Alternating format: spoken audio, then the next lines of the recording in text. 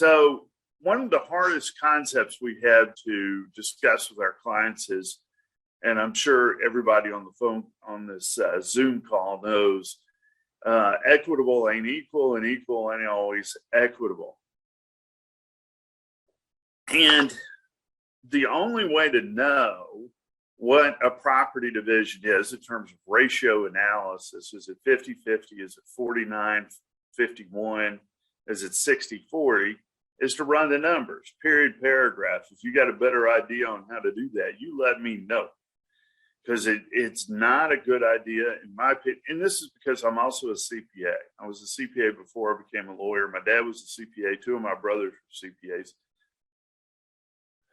So I understand that from my perspective, this is annoying and analytical when it doesn't always have to be. But my argument is that this has to be, okay? You can't just throw the numbers down on a legal pad, add it up with a calculator. In my opinion, that's never going to work. Now, one of my first questions when I'm interviewing clients, or they're interviewing me, doing the initial consultation, is, do you care about an equal distribution? Or in equal, we mean 50.00%, or is 41 or 51, 49, 48, 52 good enough? Most clients say 48, 52 is good enough, or even 47, 53. They don't care. But the problem here for family lawyers, in my humble opinion, is that we have to know, okay? It's our job to make a recommendation about settlement.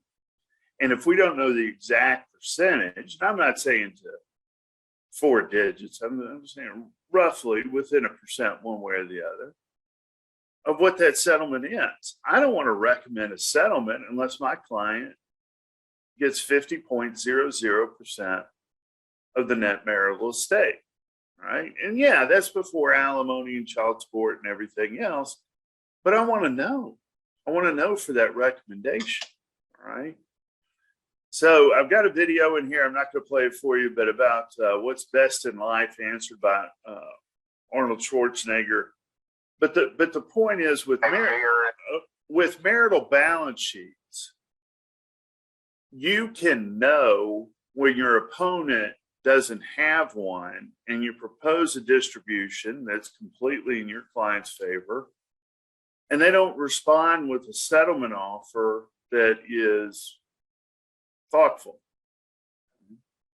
And sometimes if you're the initial drafter, you get a marital balance sheet, you've got your property settlement agreement ready to go, and you're at mediation or you're in a negotiation posture. Sometimes you're going to get a great result. I mean, just dominating result. And they don't even know it because they haven't run the numbers. And we're going to talk about why a lot of lawyers don't run the numbers, and we're going to give you some tips on how to do it. So let's go back to the basics. What are our key factors for getting a marital estate divided? You got to identify what exists. You got to classify it as marital and separate, and you got to value it, okay?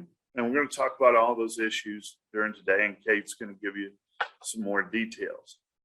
But the whole purpose is to determine the ratio to the marital estate each party will receive, but there's other things we can use the marital balance sheet for. Now, as you're doing the analysis, we're going to go kind of in reverse order here. I recommend a conservative approach to valuation and ratio analysis.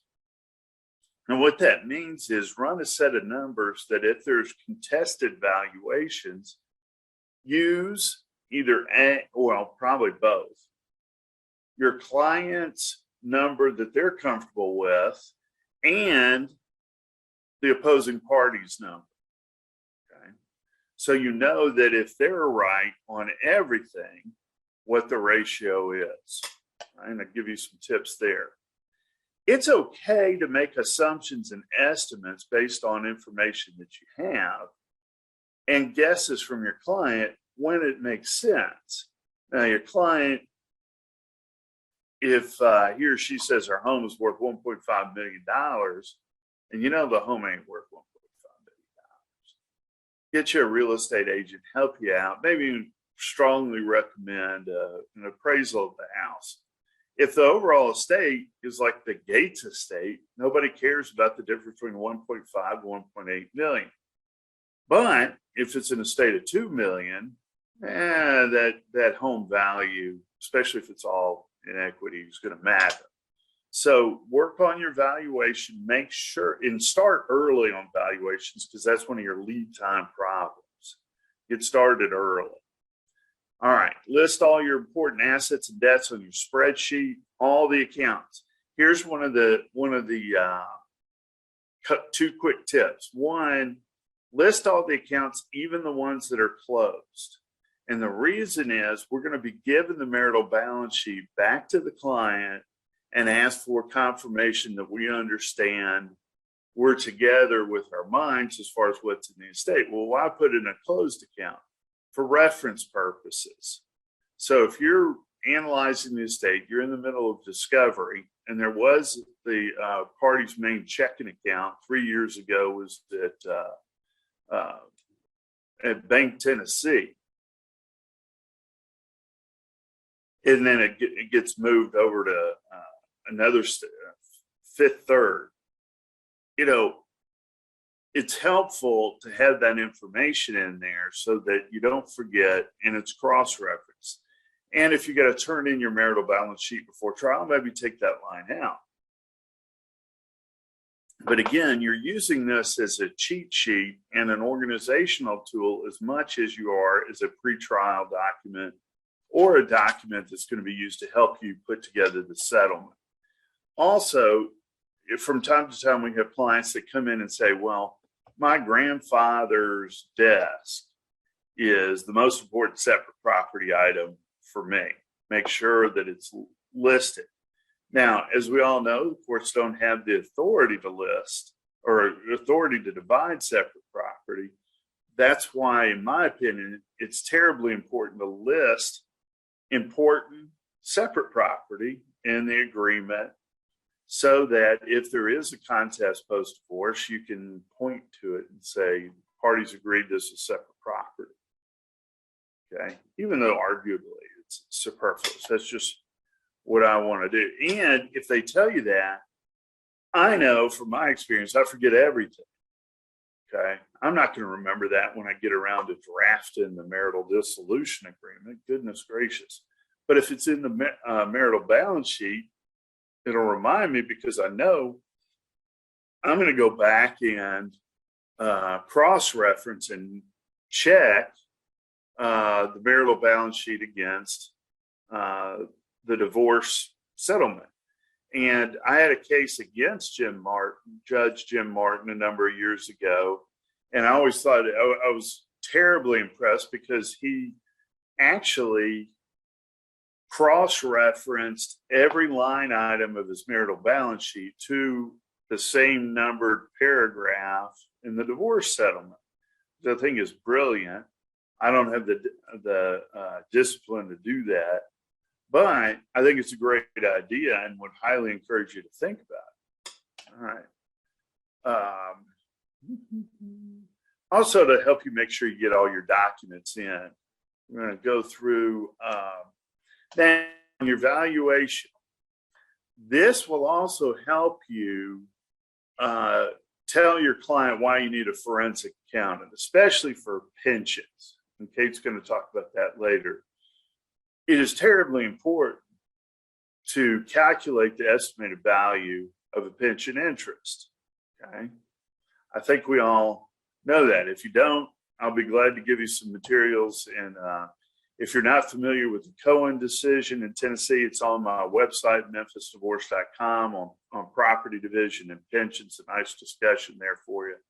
You need to know Cohen. You need to know present value and how that calculation is done so that you can put those numbers in the marital balance sheet, because even though divorcing clients don't always know this, what they should want is to know, not guess, what is in the property distribution for each side, ratio analysis, and see some numbers. Okay. So if you're showing them this and there's a big hole for the valuation of a pension, you can say, look, the pension may be worth between 400 and 1.5 million. I have no idea. And then they start realizing, well, in order to get a fair settlement, they got to know what that number is. And it'll give you some help on hiring a forensic accountant to help you with that calculation.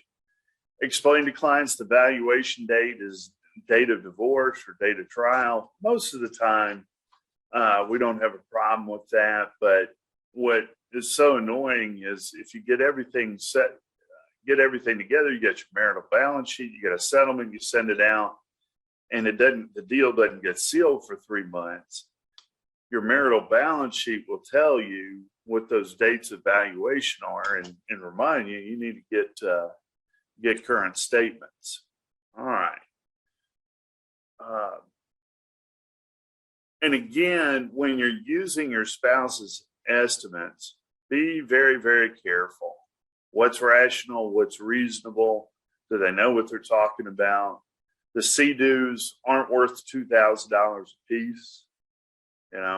Nobody wants a CDU that's used. I could be wrong about that. I've never been on a CDU. Don't plan on being a CDU. But the point is, there are certain assets that people pay a lot of money for that are not able to be resold worth a man in the moon.